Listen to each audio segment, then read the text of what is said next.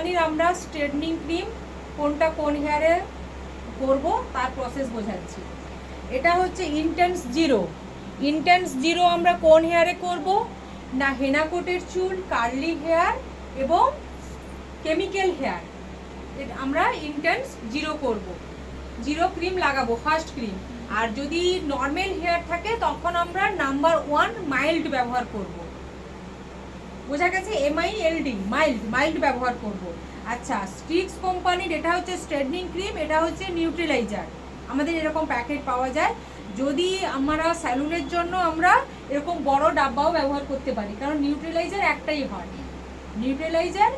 একটাই হয়, কিন্তু স্ট্রেটনিং ক্রিম আমাদের দু রকম হয়, একটা হচ্ছে ইন্টেন্স জিরো আর একটা হচ্ছে মাইল্ড।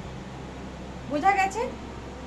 তাহলে নর্মাল হেয়ারের জন্য মাইল্ড নাম্বার 1, আর হচ্ছে কেমিক্যাল হেয়ার, হেনা কোটের চুল, কার্লি হেয়ারের জন্য ইন্টেন্স জিরো। বোঝা গেছে?